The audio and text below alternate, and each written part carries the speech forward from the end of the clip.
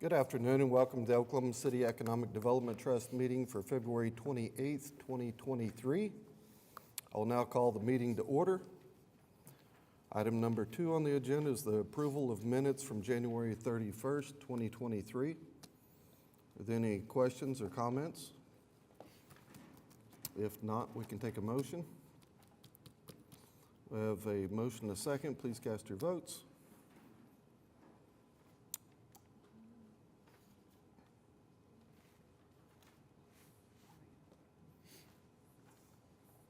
And the item passes.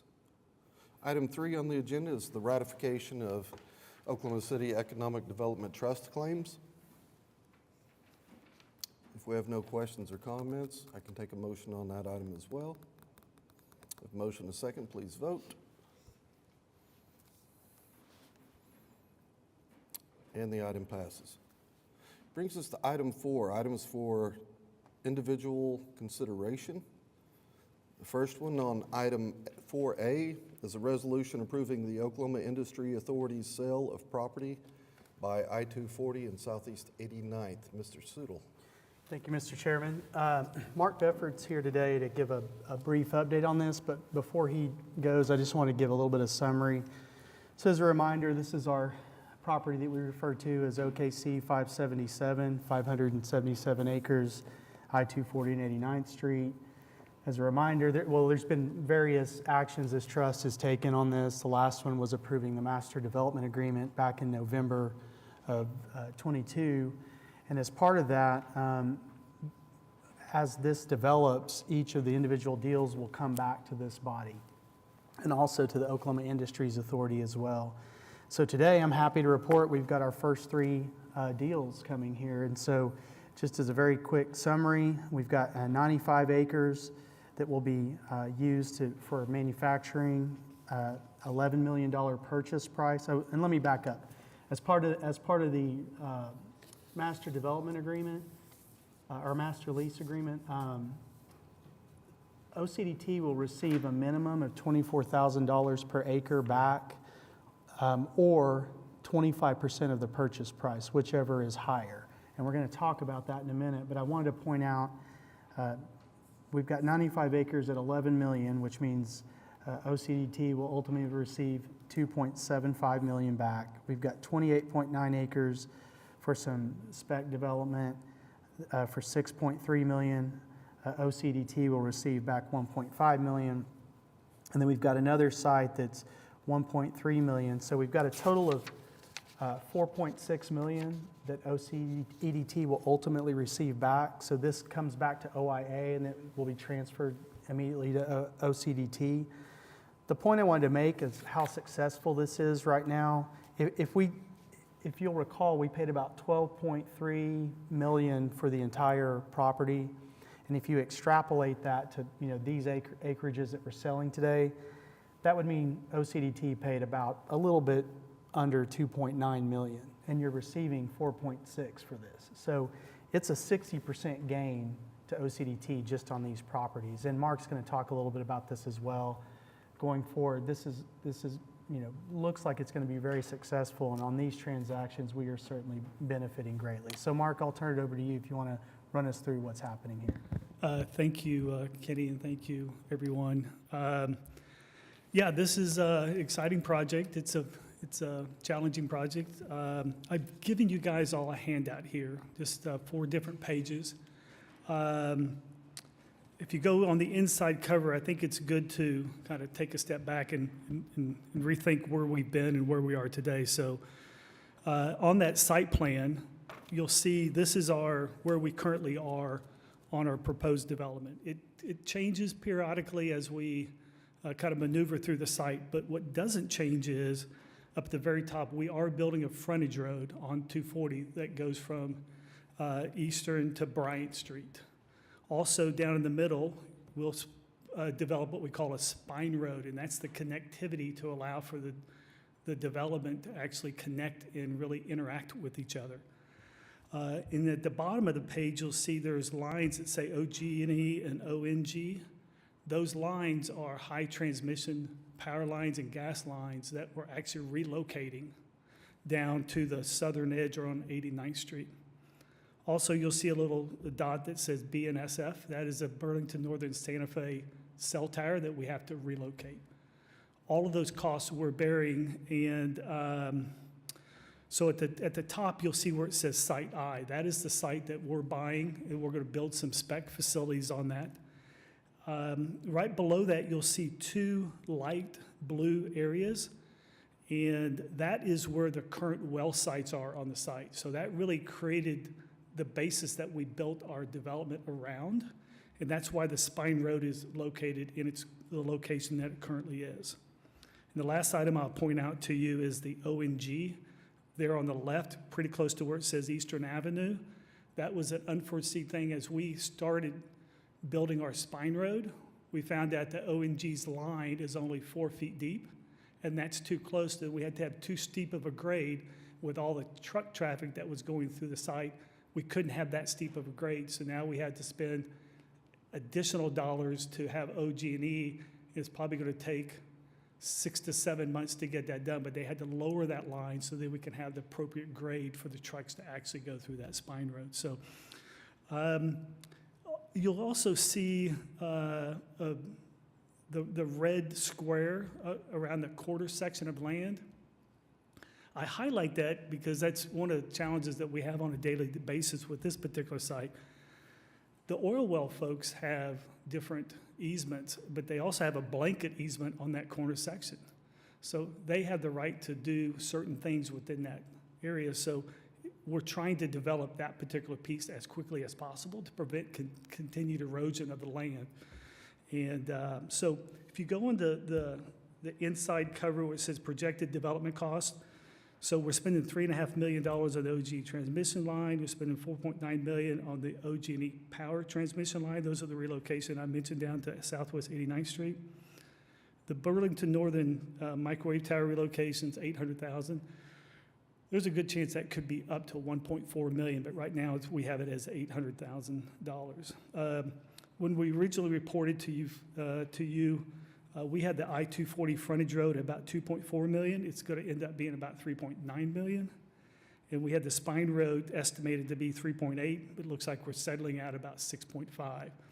One of the reasons that price has gone up a little bit is one of the things we committed to yourselves at OIA and your group and everything is to ensure that we have a walkable, very nice, upscale development here that attracts the right type of manufacturing and industrial users. So we have sidewalks, it's a boulevard, trees and landscaping and stuff. We don't have our landscaping plan fully developed yet because we're still in negotiations with the well site folks on where we can do certain things, but we're getting pretty close to that. We believe that ultimately we're going to spend about $6 million on relocating utilities inside the site. We used to have the site grading and interior roads at about $36 million. We lowered that to $24 million because it's just getting cost prohibitive. So we're going to push some of the burden of the site work onto the particular users because they can do some of their own site work. So we'll do a little bit less up front. And we still have about $2.5 million for developing the amenities and then all the soft costs, design and engineering, about $3.5 million. So we're spending about $55.6 million on developing the site. I have a little note there on the left side. We originally had $8 million in our cost associated with extension of the water line. I took it out of our cost because we're actually getting $8 million of ARPA funds that Keith and Kenny and the OA really helped us get. So that's extending the capacity of the water lines to the facility. That's being paid through ARPA funds. That'll be done through the Water Resource Board. The last thing I'll point out is at the bottom left-hand corner, so this site's called OKC 577 because it's supposed to have 577 acres, but we really have about plus or minus 500 acres net that we could actually sell because once you take the frontage road, the Spine Road, the well sites out. So if you take that 500 net acres and you say about 55 million bucks, we have to sell sites at $2.55 to actually get our money back. But we pay you guys 25 cents on the dollar. So we really have to sell sites at $3.19 a foot. So site I, we're actually buying from ourselves and giving you guys a premium at $5 a foot to help start setting some land values in the area. So the last thing I'll show you is if you look on the back side of that page, we continue to refresh our timeline. We did start our infrastructure with the Spine Road in December. We've signed contracts with OG&E, ONG. We just reached an agreement with Burlington Northern, and we got all the planning, and we actually filed for all the permits to the city for the Spine Road and the Frontage Road. We plan to close in April, maybe, hopefully, at the end of March. Site I, as well as the lock site, and commence construction shortly thereafter. We believe that we'll be done with all of our site improvements, including all the relocation of ONG and OG&E, sometime March of '24, as well as we'll be finished with a portion of our spec facilities. And then March of '25, we will have the lock done. Doesn't mean there's a lot of other things that are happening in between there, along with hopefully a bunch of other sales that will come to you for, but this is just where we sit today. So glad to answer any questions.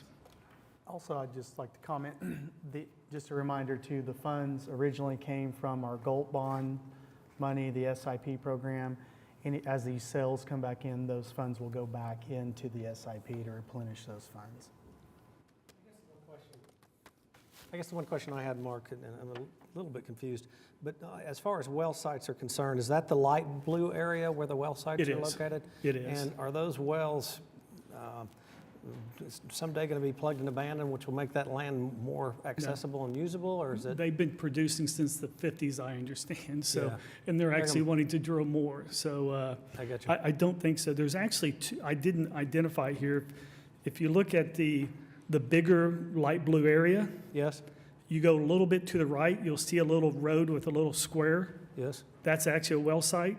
And you go all the way over close to where it says Bryan Avenue. We have two little planned buildings, and right next to the left of that is actually another well site. So there's actually two more well sites that we had to work our site plan around. I got you. I understand now. Thank you. Any other questions, comments? Thank Can you you. hear me? Oh. This is a very challenging project, and so I just want to say thank you to you and your team for taking this on. I guess the only question I have, so far as sales, are you all working with the chamber, or how are you creating a pipeline for these manufacturers that you're going to attract and try to sell to? Yeah, very good question. Well, I think one of the reasons that we were selected is we have a national real estate firm that we're associated with, which is the Newmark Companies. They're actually international, so we're going through our network as well. We work very, very close with the Chamber of Commerce. Jeff and his staff have been very, we're lockstep together on every requirement that comes in town. We present all the time. Okay. And we've got 4 or 5 various prospects in different stages. Nothing to report yet, Okay. but we're hopeful. I will tell you, it's a challenging environment out there. I mean, Yeah. construction costs are high. Interest rates are really, really high. So it's challenging, but we're moving forward, and we feel very confident that we will have a few more sales come to you sometime this year. Okay, thank you for your work on Yeah. this. All right, with that, we can take a motion.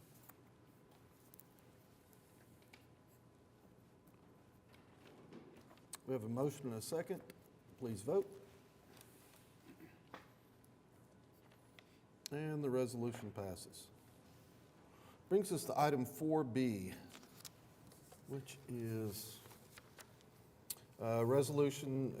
Economic Development Agreement with Public Strategies Incorporated and Northeast 9th Street Development LLC. Mr. Sudol. Thank you, Mr. Chairman. This is the EDA on a project that's previously come before this board. I think council provided the final approval in August of '22 on the TIF allocation. This is a relocation of a headquarters to Automobile Alley of Public Strategies Group. It's a total of $975,000 allocation.